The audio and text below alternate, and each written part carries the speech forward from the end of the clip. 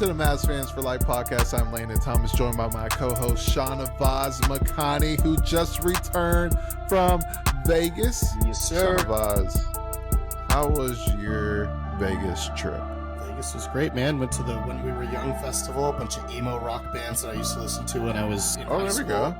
Went with my brother, which was a great time, and then I walked away up $300 playing blackjack and roulette. So, and then obviously caught some sort of sickness or allergy issues this week, so I've been a little under the weather, but basketball season's here, man. I'm excited. Dang, good thing this pod is virtual. Right? No, Yeah, I hope you right get now. better. Like the Breaking Bad hazmat suit walking around. Yeah, 6 feet distance at all times. Well, I hope you feel better. I know your wallet's feeling better, but I hope you feel better. That's for sure.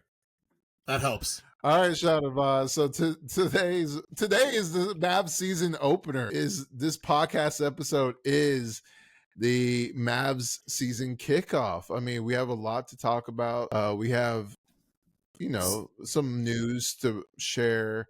Obviously, everyone knows about it, but the Mavs exercising the team options on Derek Lively, Max Prosper. That was pretty much a given. Jaden Hardy extension, 3 years. 18 mil. We'll get into our Western Conference predictions. That's going to be hard. Yep. And we'll get into our end of season awards predictions. That's going to be even more difficult. And then, final word. What are y'all listening to? What are y'all excited for? And that's why probably 99% of y'all are tuning in right now. It is the Mavs season opener. It was a short off season, but we are finally here. It's longer for other teams. The Mavs, they reached the NBA Finals, had a historic run for the franchise, and they're coming back. They had great additions to the team, which they feel will propel them to get over the hump this season, even though the Celtics looks like no matter what you do, it's going to be tough. But, they have brought in some great players to what they needed for their weaknesses. They brought in Klay Thompson, Najee Marshall, Quentin Grimes, and Spencer Dinwiddie to help the bench out. Shahnavaz, first of all, the news, team options, the third-year team options for next season, the Mavs exercise for Derek Lively and Max Prosper. Anything to say on that? I mean, as guaranteed much a given as it could get. Yeah, I mean, I don't think there was a chance they declined either of those. True, exactly, and I mean, there's nothing else to say on that one. And then Jaden Hardy, 3-year, 18 mil extension. On top of this season. So Shahnavaz, we talked about it. We talked about Jaden Hardy like the last few episodes. This was the training camp. This was the offseason. This was the preseason. This was the NBA regular season for Jaden Hardy, contract year, really step into that role of the third guard. And especially when Dante Exum goes down. What's your thoughts on the extension on both sides, the Mavs and Jaden Hardy? I think it's great for both sides. We talked about the Mavericks needing to have confidence in Jaden Hardy and Jaden Hardy needing to have confidence in himself. When Dante Exum went down, the preseason was a time for Jaden Hardy to really show his value to the team. And clearly he showed that. He showed enough where the Mavericks said, okay, let's at least get him locked up technically for 4 years now, right? I mean, you're including this year plus 3 years, and it's a team option at the end of the contract for $6 million a year for a guy who potentially could be in the sixth man of the year conversation. I mean, I know we're talking a long ways away, but Jaden Hardy's come out and said, my goal is to win the championship, but I want to be in the running for sixth man of the year. And to have that confidence, that's what you want to see for a player going into their third year. He's got a chance to really take over Spencer Dinwiddie's minutes. Dinwiddie's only on a 1-year contract. So the Dante Exum injury, kind of a blessing in disguise for Jaden Hardy. Now let's see if he can put it together in the regular season. He doesn't have to go out and say, it's a contract year, I've got to ball out. He's got the security now. He can play his game, fit within a system, do what the Mavericks are asking of him. And I think it's great for both sides. You get a guy on a really, really cheap deal. $6 million is nothing in the NBA. It's also for the Mavericks a movable asset if you need, right? Come trade deadline, if things aren't working out, it's a contract you can move. For Jaden Hardy, you've got the security. You know you're part of this, at least for the immediate future, you're part of this team's core. So now you can go out and play your game and show why you deserve to get paid. Yeah, I agree. I compare it to living in an apartment and living in a house. Like when you have a 1 year, lease on a 1 year rental on an apartment, you're like, what is, you're always thinking about that next year when your lease is up, but when you're in a house that you own, you feel more comfortable. You feel, more comfortable to walk around in your drawers. Yep, that's for So sure. that's what. So obviously on YouTube you see Shahnavaz, but we don't want to see the bottom half. But and that's why I feel like that's Jaden Hardy right now. Like you don't have to overdo yourself, but you have more freedom to be yourself, and I think that's what this really is, a win-win for both sides. Like you mentioned, obviously with the amount of dollars per year is a win on the Mavericks, especially they're going to be tight capped as these players, their main players, come up for free agency, like PJ, or when Derek Lively comes up during Jaden Hardy's extension. Like other players are going to come up, and you're going to have room for those guys, and Daniel Gafford, those type of guys. So when I look at this, I agree with you. We talked about this with him. This was his season, and it is still his season to prove himself. And I think he had an incredible preseason, just in the totality of things. Not even looking at stats, just looking at the eye test. He's more decisive. He Sorry. he's no, you're fine. That Vegas cold, man. That's allergies, man. I'm telling you, 70-degree weather there. Allergies. That's what I've said every time I left Vegas. 70 degrees, you come back and it's 95. It's like, oh my God. There you go. Just hits you. No, but seriously, because I think there's still more room to grow with Hardy, and that's why it's a win on his side too, because he's only 22. Like he's shown flashes, but he has so much more room to grow. And at the time this contract is up, and there's an option at the end, and at the time this contract is up, he'll be 26. Yeah. So like this is an incredible deal for both sides. Provide long-term security, and you provide a flexible, cheap, dollar on value contract on your side if you're Nico Harrison. So I like it. Yeah, and I think his role is a little bit more clearly defined this year because of the fact that you bring in a guy like Spencer Dinwiddie Yes. to play alongside. You're not asking Jaden Hardy to be a primary ball handler off the bench. We know he can dribble, but we've seen some struggles in the passing, with him trying to pass the ball and stuff. He can just fill that early Tim Hardaway Jr. role, of just a scorer off the bench. Let Dinwiddie handle the ball. Yeah.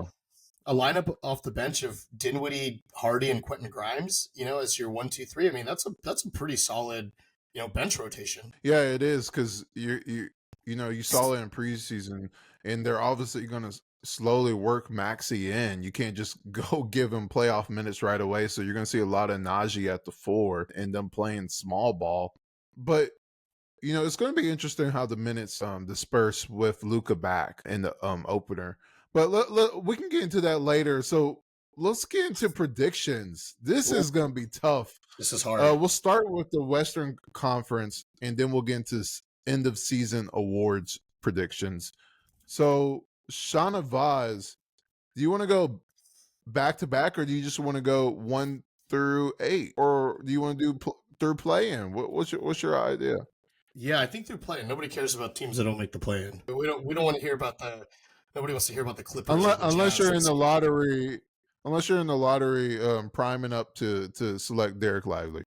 There you go. Or what is it this year? Is it suck for flag? What's the hashtag now? Everyone's trying to go after Cooper Flag. I don't know what the whole with the I don't know what do the kids say nowadays? That is it hashtag or this I don't know what it is. Whatever phrase people are using now to get Cooper Tank for flag. Tank for flag, whatever it is. But yeah, he's coming to Dallas in January. Yep, against SMU. Everyone's going to be going after him. He's must watch, man. If anybody listening can get tickets to that game, Duke SMU, that's going to be one hell of a game. So Shahnavaz, So we're going through play-in. Do you want to go back and forth, or do you want to go? Do you want to do? Let's do back and forth. I think Hold it. last year we did Okay. separately. Let's go back and forth. I like that. All right. Let's do it. So Shahnavaz, you go first. Number one. Ooh. Are we going first seed or are we going from play in to the top? Yeah. No. Let's do first seed from the top. Okay. First seed from the top. Number one, I gotta go OKC. I just think OKC for a regular season team, I think they're the team to beat in the Western Conference right now, even though the Mavericks made the finals.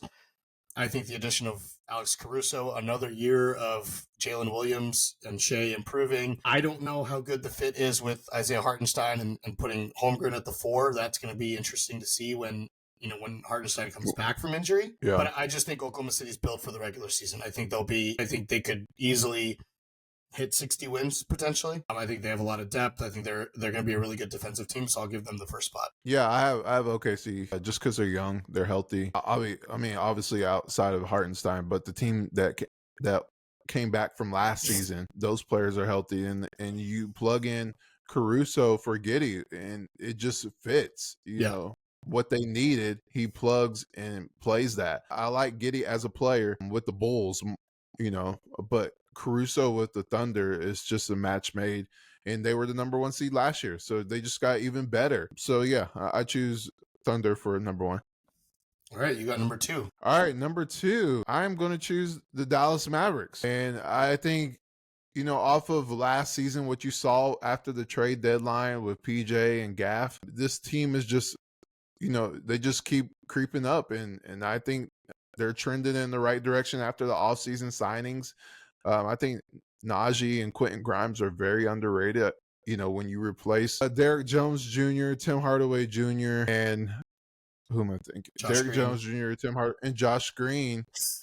With those guys plus Klay Thompson, I think you feel your weaknesses, and I think it all comes down to health. If Kyrie didn't get hurt early in the season, like the Mavs could have been even higher in the standings. Yep. He missed a big chunk. So I think it comes all down to health and how the Mavericks manage this team minutes wise. And I think that's why I have the Mavericks at number 2, because now you have players on the team where you don't have to play Kyrie and Luka, 40 plus minutes a game, especially at the beginning of the season. Like Quentin Grimes and Najee and Klay are going to help this team out big time. And I think Derek Lively and PJ are going to take another step in their play for the team. Yeah, I agree. I think Dallas finishes second. I think you made a really, really good point. I think it's going to help the Mavericks the most this season is the fact that Luka and Kyrie don't have to play extended minutes in the regular season. I think that's going to be super critical to the success of the team.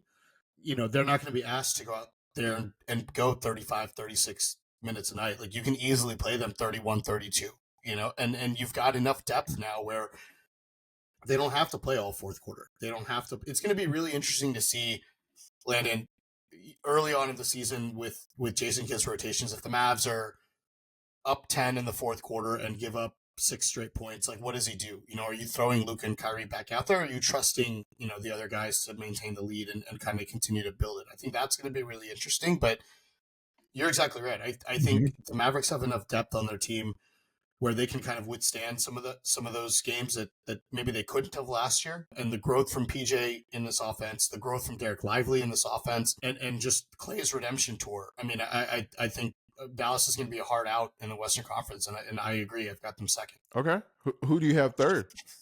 Number 3, I'm going to go with the team that I think a lot of people are sleeping on, but I got to go Denver. I got to give it to Jokic, man. I mean, you and I have talked about their lack of depth, and I think that's going to hurt them come playoff time like it did last year, but they're an incredible regular season team, and it's hard to beat, that 4-headed monster that they've got in Jamal Murray, Porter, Gordon, and Jokic. And I just think, especially playing in Denver, it's a hard place to play. The crowd goes crazy. I think they're on a mission as well to kind of prove people wrong after what happened in the playoffs last year. So give me Denver third. Okay. This is where it gets interesting because I don't want to be predictable, but I also want to stay true to what I feel the standings will be, because there's always, every season there's a team that you know, jumps in the top 4 or Mhm. 5 where you're like, okay, that didn't happen last year. So when I look, it was what Timberwolves last year, the Thunder, and Yep. then a couple years ago the Kings. You know, so when I look at this, I'm not going to do what I think is going to happen. I'm just going to let it rip, and I think I'm going to say the Memphis Grizzlies. Ooh, okay. I think a bounce back here with Ja. I mean, they're a totally different team when Ja is healthy or on the court, Mhm. other reasons, but he makes the team go. And when he's on the court, they are a top team in the West. So I think they surprise people, but I also think they don't surprise people because Desmond Bain and Jaren Jackson Jr. and even the rookie big Zach Edey, I think he's going to do good too. I think I really see them, you know, also having a chip on their shoulder. Marcus Smart, that's getting back to the grit and grind Mhm. and no one choosing them and them targeting players targeting teams every night. I think I have them at third. I think that's fair. I considered putting them up there, but to your point, well, I guess you're at number 4 now, so go ahead because I've got Yeah. I got one that you talk about teams switching it up, getting in the top 4. I got one that might surprise you here. Okay. This one's tough. I'm just gonna say Nuggets. When you have Jokic, I mean, you're always gonna be up there in the top 5. And I think he'll be there at 4 and lead his team, have another great season. Hopefully Jamal Murray takes that next step, and become an all-star. Finally, they need it with all these nice role players leaving. Hopefully the young pups step up in their role. Yeah, I have the Nuggets 4. All right, my 4th team. You talk about, every year there's a new team that jumps up there. This is all health dependent. Give me the Phoenix Yeah. Suns. Give me the Suns. I Mm, look. I think them getting Tyus Jones. They needed a true point guard. They were trying to go Bradley Beal at the point or Devin Booker at the point last year. To get Tyus Jones now on a really, really yeah. good deal, you get a championship coach and Mike Budenholzer in there. I just think they're too talented to not be good. I think Mhm. the first year experiment of like who's going to have the ball, who's doing what. Obviously, the Bradley Beal injury really hurt them last year. I Yeah. think they're also going to be if they're healthy, I could see them cracking the top 4. So give me Phoenix at number 4. This is where it's tough when we keep going down. Yeah. I have like 3 teams I could choose right here. Suns being one of them. Dang, this is tough. So my 5th seed, I'm going to have to say the Minnesota Timberwolves. I just think, I mean, obviously you can't jump to conclusions after game 1, but I think Randall, when you go to a new team, you're a ball dominant player, I think it takes a little bit of time. I think it takes a few weeks to figure it out. Obviously, Dante is a perfect fit. He's Yep. just like a Conley. He's like the Conley replacement, just waiting to start. Hopefully, they give him that chance. But I think you're going to see them also explore their bench more because you didn't see Dillingham. You didn't see some of those other players on the team. I think you'll eventually see Dillingham. I think you'll see Shannon. I think you'll see, some of the other guys on that bench that will help them out in a long 82 game season. And Edwards, I mean, his drive, I think he'll will them to a 5th seed. It's a drop from last season, but I think they can't drop that far with the talent on the roster. Yeah. Yeah. I've got Memphis at 5. I think just because I kind of have the same thought you do that they're going to be good. Assuming Ja stays healthy, they've got too much talent on that team to not at least be a top 5, 6 seed in my mind. Mhm. I'm curious as to how the Zach Edey fit goes. I'm not a fan, but it'll be really interesting to see. And Taylor Jenkins is a good coach, so if anybody can make it work, it's Yeah. him. So that's going to be really interesting to see. To your point, Marcus Smart. They've got Jaren Jackson, Desmond. I mean, they've got a lot of talent. Sandy Aldama on that team is really good. Yes. I think they've got a lot of really, really good pieces. It's all going to come down. I like Scottie Pippen Jr. Pippen Jr. So that's a team that I think could surprise people. I don't know if they'll finish as high as what you have, but that's why we do predictions, right? So Yeah. give me Memphis at 5, and then I'll take Minnesota at 6. Same point you made. I think Ant is going to win them games single handedly. I really don't like the fit of Julius Randle. I'm interested to see how long that takes to gel and whether it's too long. Does it bleed into next year where they're kind of in this hole and they can't dig themselves out of it? That's going to Yeah. be really And interesting he to has see. like a player option next year. Like Yeah, he has to like ball out the season exactly. So it's if going to he be wants to interesting to opt see. out and get money. Yeah, and that's going to be interesting to see. I don't know how that Randall thing fits with him needing the ball, Ant needing the ball, Gobert needing the ball. It just they're going to have to figure it out and make it work. So give me Memphis at 5 and Minnesota at 6. Okay, so this is tough for me. At 6, I'm going back and forth with 2 teams, but I'm just gonna, 3 teams, honestly. I'm gonna choose the Phoenix Suns. Like you said, they finally got a point guard that should be fixing things, but they're also dependent on health too. Yep. You mentioned a little bit with Bradley Beal, but just KD, and I'm not really sold on their bigs. I mean, Nurkic and Plumlee. I'm not really sold on those bigs, especially when you have the rest of the bigs in the Western Conference. Yeah, there's going to be really bad matchups for them. Like if they go up against San Antonio, Dallas, like they're going to get Oklahoma City, they're going to get crushed inside. Thunder, yeah. I mean, you can go down the list. Shingun with the Rockets, Even Jaren Gobert. Jackson. I mean, yeah, it's on a nightly basis. Yeah, I think the Suns, they just have too much talent to be lower than 6. So yeah, and the coach. So yeah, I have Suns at 6. All right, we'll do play in. Let's go 7, 8, 9, 10. Yeah. Right, play in teams. Wait, is it my turn? It's your turn. Go for it. All right, 7. This is tough because I'm literally in a tie, and I think they'll have the same record between the Kings and Pelicans. Ooh, okay. The Pelicans are so deep, but the Kings, they have continuity and they have the mid-range king in DeRozan to give them another option. I'm just gonna go and say the Kings at 7. Yeah, I think DeRozan is gonna be great for them, and it's just the West is too loaded. Yeah, I agree. I actually have the Warriors at 7. I thought about putting them in my top Okay. 6. I really consider putting Yeah. them top 6. I think getting Buddy Hield and DeAnthony Melton, I think, are 2 super under the radar moves. For a Yeah. team that shoots the ball, more than anybody from 3 almost. You get 2 really, really good 3-point shooters. Just defensively, I think there's going to be a drop off, but I could see Golden State just outscoring teams on certain nights. So give me them at 7. And then I'll take the Pelicans at 8. I think if you get a healthy Zion, to your point, as deep as the Pelicans are, that's a team that I think could really. I don't know if they're there yet. I think they're still, missing some. They're missing a piece. I don't even know if they have a true. I don't think CJ McCollum's a true point guard. They got Murray. Yeah, they got DeJounte, but even DeJounte Murray, he's more of a 2 in my mind.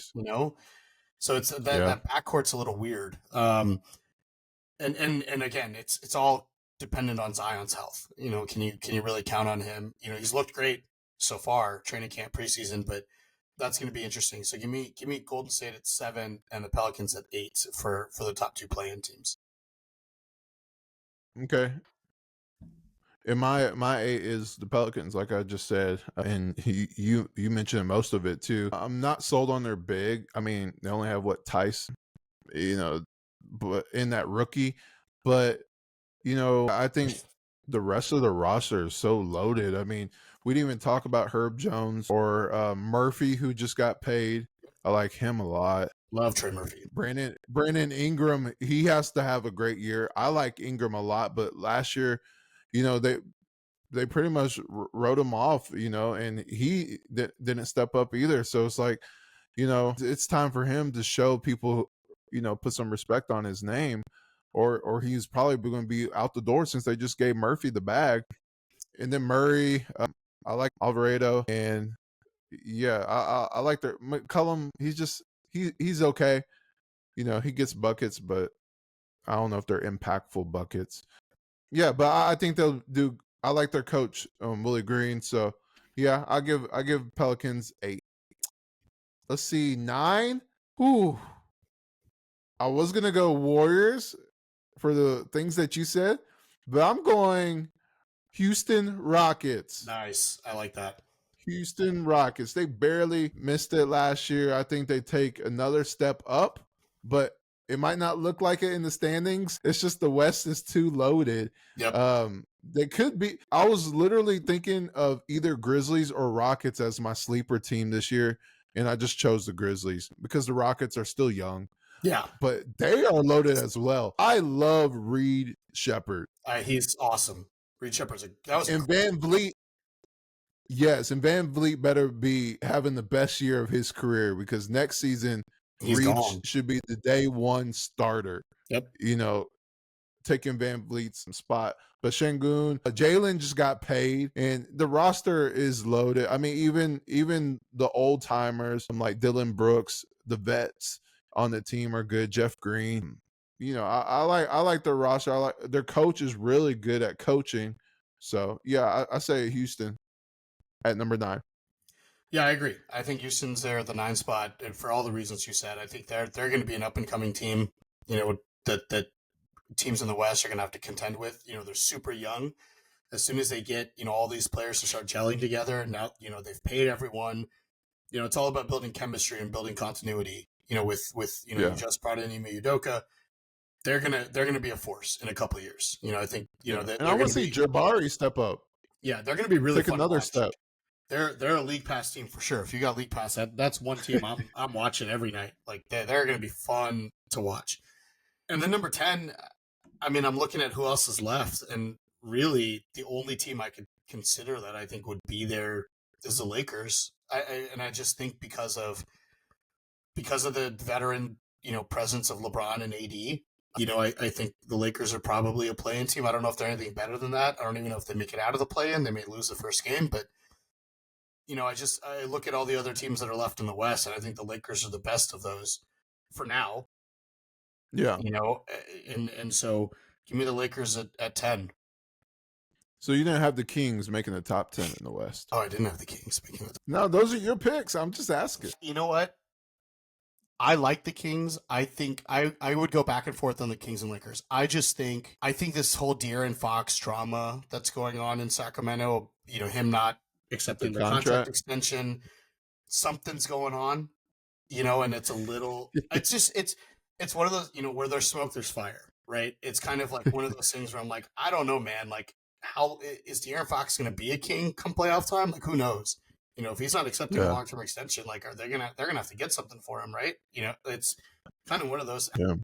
I don't know. I like DeMar DeRozan. Now you're lacking 3-point shooting again, which the Kings struggled with a couple years ago. You basically subbed out Harrison Barnes for DeMar DeRozan. You're clogging. Domantas Sabonis can't shoot threes, so you're really just clogging up the middle of the lane with DeMar. I don't know how it works, in my opinion. Yeah, understand. My 10th team, I was thinking Lakers, but I'm going to go with Warriors. Like you mentioned, Melton, Buddy Hield, another year of pods in his development. And, Kuminga, it's time to make your money. He didn't get a rookie extension. It's pretty much he wants to do a prove-it year. He's going to head into restricted free agency, which is a joke these days. I mean, who even leaves their team unless it's a trade, that their team didn't really want them to pay them that much, but like who leaves young talent, on a restricted free agency? It's not like it used to be. Yeah. And teams don't have money to give restricted free agents. Yeah. There's no cap space anymore. And that goes back to Quentin Grimes. I mean, if you're Nico, yes, you want Quentin Grimes long term. He does have a little injury concern, but why even give him, just from a Mavs, a talent base? Yes. But from a Mavs point of view, see who offers him money. Yep. As a restricted free agent, and then just retain them. Yeah, you can match it. You have the second richest owners in the NBA, so match it, go over the, luxury. If you got money like that, show it. Yeah, I don't think that's gonna be. I think that's more from Quentin Grimes' side of like, I want to prove it. Like I want to, this is my chance. If I'm healthy, I can come out, and then let's negotiate a deal, maybe midway through the Well, that's what season. I'm saying. Like, Like, have a cap, and oh if yeah, he for the wants if Mavs, he yeah, wants more, show it. yeah, oh absolutely, And I agree it's with you. He's saying the same thing. Okay, I will show it. yeah, I good. mean, I like this situation, but hey, let's see what happens. I'm all for it. And it only betters the Mavs. I feel like with Jaden Hardy, you want him long term Yes, just to make him feel secure in his game. And then with Quentin Grimes, he feels, even though he's young, he feels like a veteran because he's been in different places. He's been a starter on a 40+ win Knicks team, and he's been shipped to Detroit Pistons where, you're there for a little bit and then you get hurt and you're like, you don't play at all. So it's like he comes to the Mavs and he feels like a veteran even though he's young. He has new life. So you kind of want him on a contract year to show it. yeah, and I think But with Hardy, Jaden Hardy, you want. yeah, and the Hardy thing, I kind of equate to the Josh Green thing, right? Of like confidence and knowing that, hey, I'm a part of this. And look, Josh Green got paid, it didn't work out, and so what happened? He got Didn't shipped, work out. and Yeah. Hardy knows that, he was here for it, so it's on him now. He got his contract. Time to go out and prove it. All right, Shahnavaz. So let's get into end of season awards. Obviously, there's a lot of awards, so we'll try to keep it brief. But let's just start with Rookie of the Year. Rookie of the year, I'm gonna go. I'm thinking, trying to think of who's a rookie in the worst possible situation. Give me Matas Buzelis, Chicago. That dude's gonna have the ball in his hands so much. Other than Vucevic, I don't. You're hoping Lonzo stays healthy. They're also trying to go after. I'm sure they want Cooper Flag. So give me Matas Buzelis out of Chicago. I like that pick. I'm trying to think because this year is like it's up for grabs. Yeah, Even though Rich say, should he's really good, but it's weird because he's the number one pick. He's actually good. You have to be good to be the number one pick, but like he's worthy of the number one pick. You know, if Alex Sarr didn't, force his way to Washington, yeah, he probably would be it too. But I think this year is so up for grabs. I mean, I kind of want to say Dalton Connect. I think they really need him to score on the Lakers bench. I think Zach Edey, but I don't think he'll get the points, but I think he'll be solid and have consistent minutes every night as a backup to Clark. But let's just say I think he'll be good. Reed Shepard. I was gonna say, you're not talking about your Yeah, I can't boy. believe that. Been Yeah, giving out Reed Reed Shepherd Shepard. I'm for. going all in. It's not up for grabs. I'm choosing Reed There you Shepard. go. The There you boy, go. the boy hoops like he's a And I 7-year veteran. I will say I would have picked Alexander Sarr if they didn't have Jonas Valanciunas as well, who I think is going to eat into his minutes at the to start before Yeah, they ship him off. They clearly signed him to trade him, but it's like yeah, I think that's going to hurt Alexander Sarr's rookie of the year campaign, at least at the beginning of the year. yeah. If he didn't force himself to Washington and then force himself being the power forward, It doesn't make sense. it doesn't make sense. Just go into your situation, and if you're that good, you shouldn't be forcing things. Like Yeah. wherever I'm going to be the man. Yep. Like I like that. I like players with that mentality. All right, Shahnavaz, most improved. Most improved is such a weird award because it's like who improved. I don't know, man. They have Wimby as the Number one leading the odds. odds. That makes no sense. Like, how is Wemby gonna? I mean, I know he's gonna improve, obviously, but Obviously, but number one pick, rookie of the year. I mean, come on now. I'm gonna go a shot in the dark here, just because I think give me Cade Cunningham. Oh, Give me Cade. Cade's been injured. okay. Cade's been Oh, injured. I like Everybody's it. talking about Detroit. I liked Cade Cunningham coming out of the draft. I just think he needs to stay healthy. Dude can easily put up 22, 23 a game. Detroit's not going to be anywhere. They're going to sniff the playoffs. But if Cade just puts on a show, I don't see why he can't win most improved. I actually like that I like that pick. It's time for him to get his stock back up. Yeah. Obviously, he's really good, but let's see. I'm going back and forth between Jalen Green with the Rockets, Kuminga with the Warriors. Yeah. I think he'll take a big step. There's one guy I wanted And who you mentioned earlier. who, before I choose mine? Josh Giddey. Yeah, Josh Giddey is up there, yes. Giddey's in a good He'll spot. have the ball in his hand. I just couldn't pick two Bulls to win 2 awards. Well, I know who I'm going to choose. I'm going to choose RJ Barrett. Ooh, okay. With the Raptors. I mean, he played incredibly at the end of the season, very efficient at the end of the season. His touches were consistent, and I think he'll get back to building his name with the Raptors. Yeah, I'm choosing RJ Barrett. I like that. And he's back home. Always helps. Yeah, and back home. Yes. All right, Shahnavaz, let's choose 6th man of the year. Ooh, 6th man of the year is hard. I'm pulling up the odds. Let's see who we got. I'm going to go with the guy who I think there's 2 I have in my mind. One's won it, one hasn't won it. I'm gonna take the long shot. Give me Deuce McBride from the Knicks. That dude balls out. He balls out, man. I love watching him play. I think he's solid, and I think now with DiVincenzo gone, he's the first guy off the bench for the Knicks. We know Thibodeau loves to run his players in the ground, so I think he's gonna, if they want to manage kind of, Brunson and Hart and Bridges, all their other guards' minutes.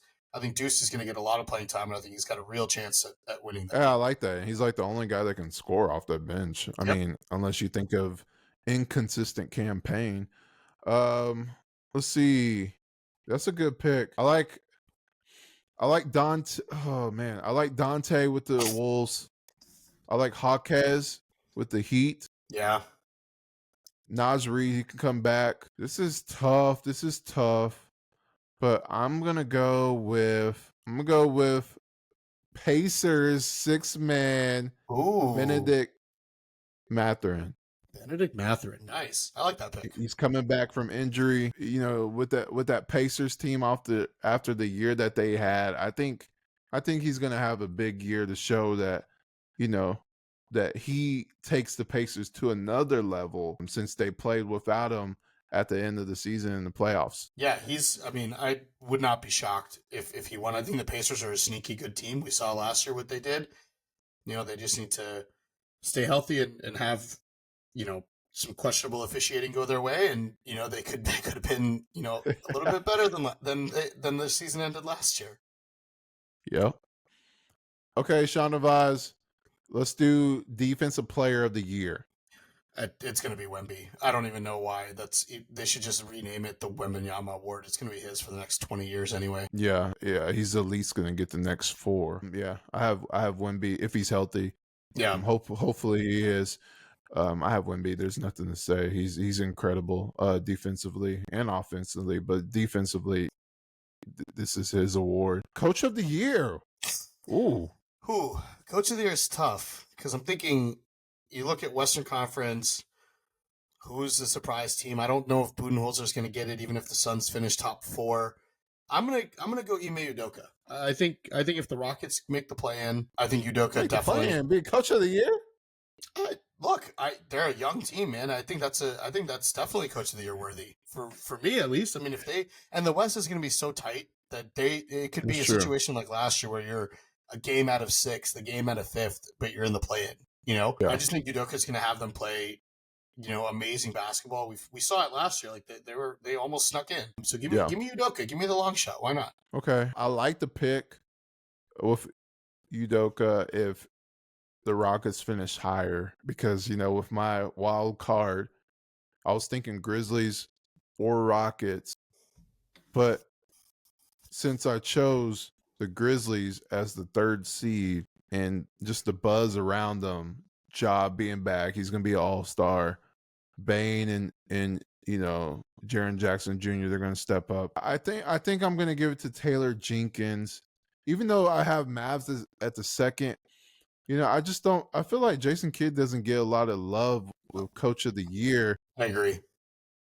Especially now with the talent on the roster, even though he'll get some votes, but I don't think he'll be like a top 5 candidate. Unless the Mavs And somehow blow the Western Conference open and finish 4 or 5 games ahead of everybody else for the 1 seed, I don't see how Jason Kidd wins that.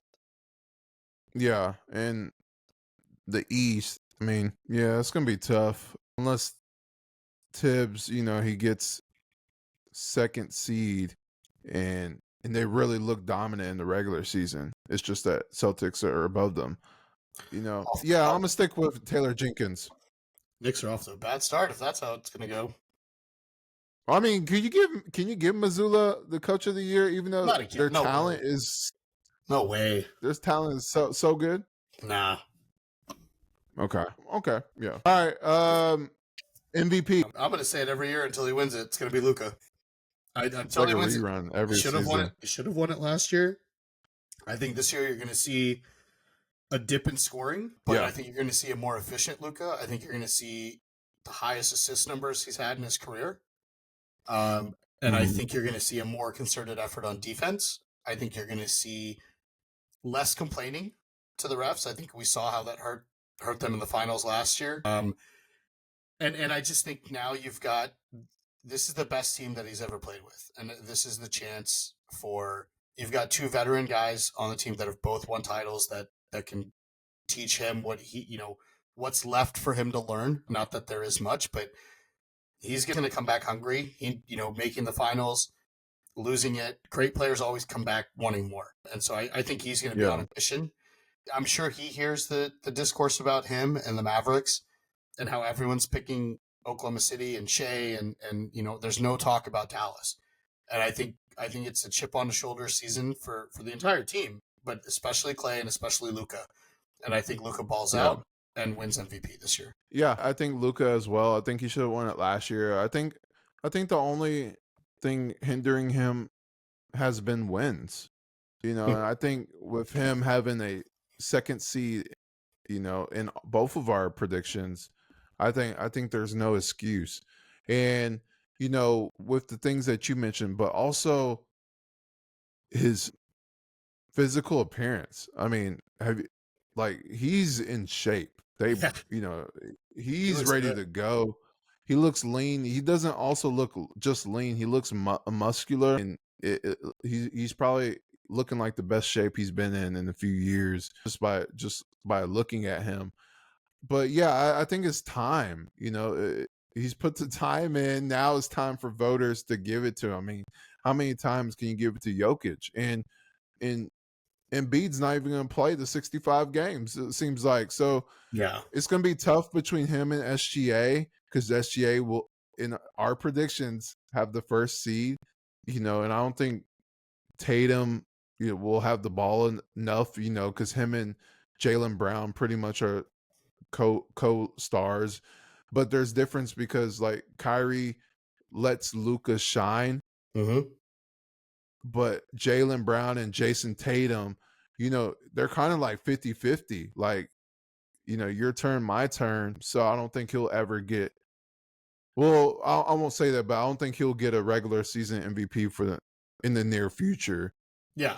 So I say Luka. Yeah, it's time. I mean, come on, it's time.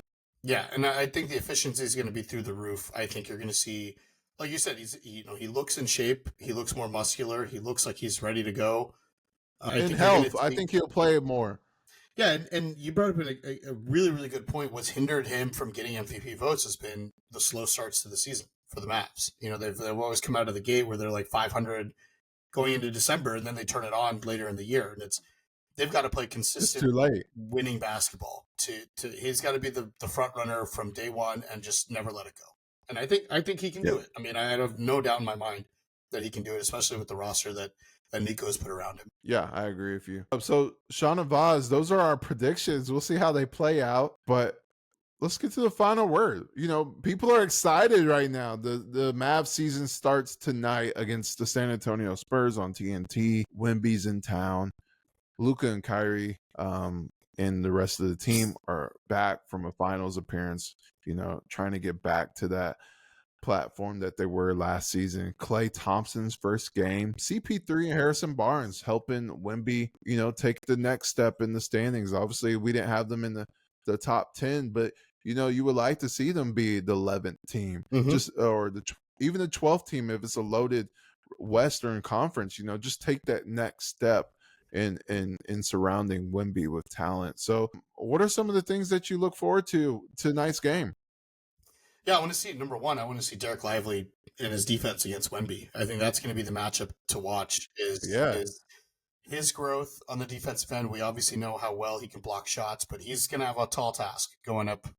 Quite literally a tall task going up against Wemby on the offensive end and the defensive end. So I'm really interested to see how that works out. And then Clay. I mean, it's exciting to be able to see Clay Thompson tonight in a Mavericks uniform. I'm sure there's going to be some first game jitters. I want to see that first three go in and see what this new offense looks like with Clay and Kyrie and Luka and the ball distribution. This is the best team the Mavericks have had in ages.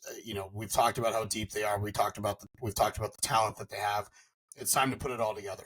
And so this is night one of 82. Let's get going, man. I'm excited. yeah, I'm excited to see Klay Thompson. I mean, obviously preseason you saw him, but you really don't see the true beauty of his game without being with Luka Doncic. I mean, he creates open looks, and I mean, they talked about it all week in practice how good it looks. So let's see it in a real game. I'm excited to see Castle, with the Yeah. Spurs, their rookie, see how he plays, how they implement him into their regime because he's a foundation piece for them as well surrounding Wemby. I'm excited to see how Jason Kidd manages the minutes, with Dinwiddie, with Hardy, with Grimes, Najee, because we saw them play without Luka, and Luka gets a lot of minutes. Kyrie gets a lot of minutes when they're together in a regular season game.